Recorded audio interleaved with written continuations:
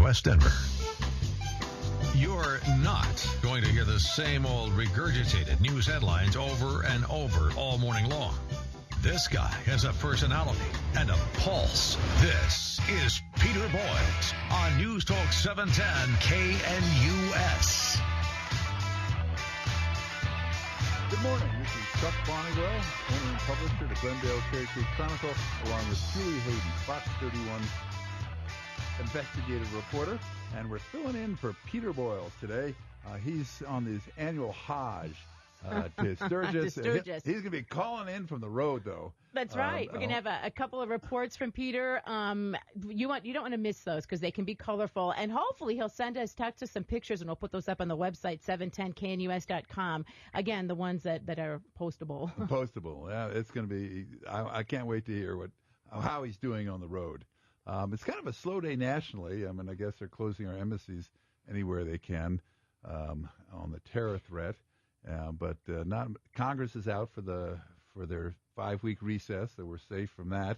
But there's a lot going on locally, and we're going to have at 6:30 Renee Lewis, who's part of a group called Friends of Denver Parks, as the city and county of Denver starts destroying your parks. Yeah, this is you and the folks at the Glendale Cherry Creek Chronicle have been following this. I mean, if you think that your park is safe because it's a park, you need to listen to this, because it is not. The city of Denver just can sort of willy-nilly say, oh, we want to put a development there, and boom, well, they there can't you go. willy-nilly, but all of a sudden, well, this wasn't a designated park in 1955. Ergo, we get to kind of turn it over to your DPS developer group for something they want to put there. And it's really kind of shocking. And what's the great thing, Renee got that thing, getting to see how your sausages are made, and she kind of go, city council people don't care what I think. They don't care what anybody thinks. They don't, they're owned and operated by developers, or at least the SEIU, and it gets to be the same thing. So it was a real shock for her that her so we're going to be talking to her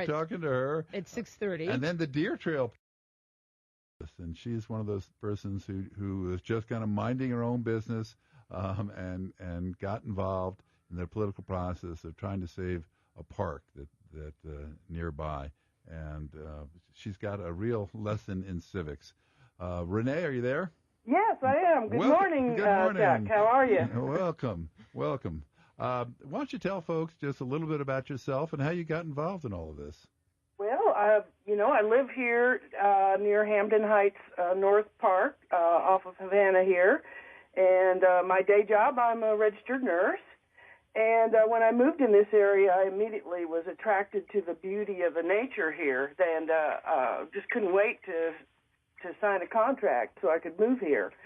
And within the week, people were telling me, "Did you know this is a great horned owl nesting area? There's great horned owls everywhere." That's cool. And so I found, that there are so many valuable species of animals here that I really treasure, and when I go for walks, encounter, and currently we're kind of excited in the neighborhood. We have a nesting pair of golden eagles. Wow. Yeah, we have red-tailed hawks and kestrels and shinned hawks, kingfishers, beavers. We have foxes, coyotes, deers, prairie dogs. Well, luckily, this sounds like a park to me. Luckily, your city government's going to be able to help you by getting rid of all that. Oh, yes, indeed. It's this really amazing wildlife habitat, and Mayor Hancock came along and said it was blighted, and we were like, well, those great horned owls, they can really be. They can destroy any neighborhood. They're terrible on the neighborhood. Yeah, and I just thought, well, something. I started reading articles in the Cherry Creek Chronicle by Joe Halpern about what was going on, because we were not informed. There was a few neighbors directly on the periphery that were informed about what was going on, but I, to this day, have yet to have any kind of notification that this was going to be happening. And turns out that was the scheme of things, is to keep as little community input as possible out of this scheme so that they could move forward like a steamroller and take our land. And I just want to say, this administration is very much into development, and yes, we need development for a thriving community. But when it comes to parkland, that's free land. You don't have to pay for that. No, that was the beauty of it. And that's the best deal of all. And we all learned about it, quite frankly, when the mayor gave his initial State of the City address and gave vague references to something and this and that. And everyone said, well, what's that about, And then all of a sudden, they already had this planned out 2 years ago, this whole sleazy scheme with DPS, get rid of the park because it wasn't clear whether it had been designated a park by 1955 or not. So they went, hey, great, we can seize the land, and the people around it, they're just citizens. They're just schmucks who we can roll over. And I have to say, you guys have fought and are continuing to fight, and it hasn't been easy for Mayor Hancock and his developer buddies. And you guys aren't going to stop. I mean, you had a court hearing, you lost that, then you went to you're trying to get a vote on the matter, aren't you? Oh, yes, that's, I don't see myself as a victim of the system, Right. You hear all this language about you can't beat City Hall. And, fortunately, we have structures in our system that we can circumvent them. We have the power of the people, right? Yeah, in theory. And you can grab up a petition and find other interested folks. And if it's a issue that's that inflammatory in the community, you're going to get plenty of people to help you. But they're not going to let you. We put together a petition to repeal this ordinance where they took this land and gave it to DPS like a steamroller, just a real well-oiled machine. We got ourselves a petition, and we went out, and they kept interfering with our process and making us show up and go to all these meetings and talking about it and then refusing, our wording, and then finally refusing us altogether. Well, that's what happened. You said, well, great, okay, so the legislative body, which the city council has approved that, but we have the right of referendum and initiative here in Colorado, so we'll just get petitions out. Wrong. The city clerk, who's just another hack for the administration, decided, with the help of the city attorney, of course, that, oh, no, you can't vote on this. Yeah, they gave us a letter, said they were not going to certify our petitions, even though we went out after all this interference in a little more than 30 days, even though you're supposed to have 90 days on a referendum, and we got all the signatures that we needed, and then some. We needed 6,128 signatures, and we got 6,664 and turned them in just quite nicely. And it's just really sad to find out that, the city attorney works at the mayor's, the mayor's and the council's behest, and they didn't even get independent counsel to look at our situation. And they said, well, it was just administrative. You don't have the right to challenge us because this was just an administrative act on our part. It wasn't legislative. Renee, could you hold on? We got to make a little money. Hang on? We have to take a break. But I think coming back, you can talk about, like you said, you haven't given up, and you are actually successfully fighting City Hall. So we'll help you teach other people how to do that too. Coming up on the other side of the break. Okay. Okay. Excellent. Thanks. Renee Lewis, she started a group called Friends of Denver Parks, and they've been battling everybody over at City Hall who are trying to take away a park over in the Hampton Heights area. And it's just, I really admire them. I really do admire them because they went to the city council, and the city council told them to stick it. Well, and let me sort of actually put it in perspective. And Renee, correct me if I'm wrong, but the way I understand the process, so first, like it's kind of even accidental that people find out that there are plans to take your park and turn it into some kind of school development. It's a land swap. So you guys reasonably, there's going to be, before it goes to city council, it goes through various commissions. And you people, the citizens, reasonably think, well, we'll go there and we'll tell them, no, we don't want our park to be gone. and they'll say, oh, okay, and that'll be the end of it. But that's not what happens. Everyone goes, tells them they don't want it, and they had the they Parks break Commission. their own rules. They have ethics violations, and then they still pass this on to the city council. Well, they had the Parks Commission recommended against it. Right. But then they don't get to make the decision. Just the bureaucrats do. So the head of the parks, oh no, the mayor can do whatever he wants to. In fact, the mayor removed a couple of the people on that commission when they voted against him. So if you think everything, and who does he put on there? Happy Haynes' sister.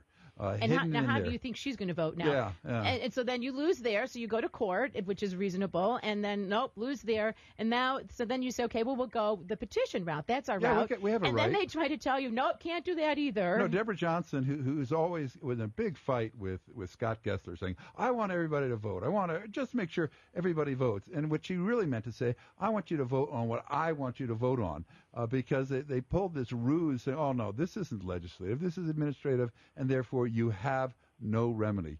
But you guys aren't giving up, are you? Oh, absolutely not. And I did want to clarify one fact. We have not lost in court. We asked for an injunction, and we're turned down for the injunction. But we have a lawsuit that we have not been heard yet. We have a court date for that. And we're also appealing where they refuse us an injunction. And so I want to give a plug. Warmed up good. Yeah, I want to give a plug for John Case. So, yeah, quite amazingly, they rolled out this agenda behind closed doors, and all along the way, we just encountered this determined effort to win the day with their agenda and use the powers of the government against the people and do whatever they had to do. It was quite interesting when the DPS board had to vote for this, and the vote was going to be 3-3, and they knew it.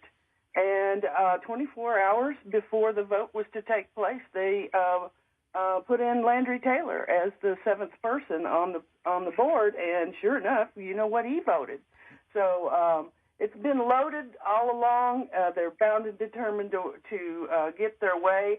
This is a legal agenda. It might be one park here in southeast Denver, but if they get the legal credentials established, I promise you, they're going to have a lot more fun. So you may not be affected right now, but one morning you're going to wake up and they're going to tell you you don't have a park, even though in our situation, for 45 years, Denver Parks and Recreation have been using taxpayer money to maintain it as a park.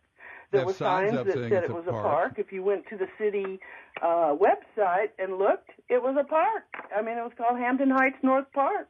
Yeah, well, that was before the developer part wanted to get in there. We got another quick break. Now they've taken that information down off their website, by the way. So we have a lot of remedy in the court systems. You know, it doesn't come justice doesn't come instantly. You know, you have to work your way through it. Fortunately, we have an attorney, John Case, who's taking this on pro bono for us, and he's a bulldog. He is. He's just he great. Said this is just round one in a 15-round fight, and we have a lot of remedy in the court system, so we're not stopped. You know, we have from the get-go, we have a Liz pendants filed so that, this deed is going to be in question. So anything that they do right now, we're going to talk about it in court. So we have that whole remedy going on, working its way through the court system, and we also have a lot of appeal rights. So it's one and done. We're not down for the count in that area. All right, well, we will stay tuned, Renee. Thank you. We're gonna keep on this and so forth. I really admire the fact that you guys are just battling it out, fighting the administration. And now we're left with the situation. Now we're fighting for our right to vote. Can you believe that? Renee, good luck, and you keep up with a good fight for all of us. Yes, and so we're going to keep on that one. We're going to go to the courts with our petitions. We're still petitioning. We've asked the judge for an extension, and we haven't had that hearing yet. So, but we want to get enough extra signatures, to give to the judge when we have that hearing. If anybody wants to find out about it, go to what's going. You can contact Renee. Go to friendsofdenverparks.com. And get involved because it's a good fight, and these people are doing a good job. And it affects all of us. Renee, thank you much for your time. Appreciate it. Well, I want to just say, the people of Denver are really up in arms about that. When we get out in the community and talk to them, they are most upset, and this is going to show up in the ballot box. I am certain, because everybody gets it, that this is smelly. All right. Renee, thanks. Thanks very much.